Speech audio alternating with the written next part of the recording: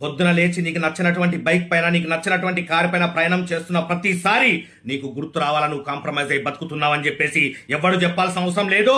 నీకు నచ్చినటువంటి అపార్ట్మెంట్ లో రెంట్ కి ఇంట్లో కిరాయికి ఉన్నప్పుడే నీకు అర్థమైపోవాలా నువ్వు కాంప్రమైజ్ అయి బతుకుతున్నట్టు నీకెవరు చెప్పాల్సిన అవసరం లేదు. పిల్లలు అడిగినవి కొనివలినటువంటి ప్రతి పూట నీకు అర్థమైపోవాలా నువ్వు కాంప్రమైజ్ అయి బతుకుతున్నావని నీకెవరు చెప్పాల్సిన అవసరం లేదు. ఇంట్లో Mrs rolled gold 1 gram gold నగలేసుకొని తిరుగుతున్న ప్రతిసారి నీకు అర్థమైపోవాలా నువ్వు కాంప్రమైజ్ అయి బతుకుతున్నట్టు నీకెవరు చెప్పాల్సిన అవసరం లేదు. ఫ్రీ బస్సుల్లో రద్దీ ట్రైన్లలో మన ఫ్యామిలీ ప్రయాణించిన ప్రతిసారి నీకు అర్థమైపోవాలా నువ్వు కాంప్రమైజ్ అయి బతుకుతున్నట్టు నీకెవరు చెప్పాల్సిన అవసరం లేదు.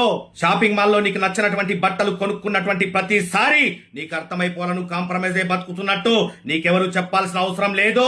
వారానికి ఒక్కసారైనా సరే ఫ్యామిలీతో హోటల్ కి సినిమాకి వెళ్ళినటువంటి ప్రతి వారం నీకు గుర్తు రావాలా నువ్వు కాంప్రమైజ్ అయి బతుకుతున్నట్టు నీకెవరు చెప్పాల్సిన అవసరం లేదు. నెలకొకసారి హోటల్కి వెళ్ళినా నీకు నచ్చినటువంటి ఫుడ్ ఆర్డర్ ఇవ్వకుండా నీ పాకెట్ సపోర్ట్ చేసే ఫుడ్ ఆర్డర్ ఇచ్చిన ప్రతిసారి నీకు అర్థమైపోవాలా నువ్వు కాంప్రమైజ్ అయి బతుకుతున్నట్టు నీకెవరు చెప్పాల్సిన అవసరం లేదు. మన తాతల జనరేషన్ కాంప్రమైజ్ అయి బతికింది, మన నాన్న జనరేషన్ కాంప్రమైజ్ అయి బతికింది, మనము మన పిల్లల జనరేషన్స్ కూడా కాంప్రమైజ్ అయి బతకాలనా?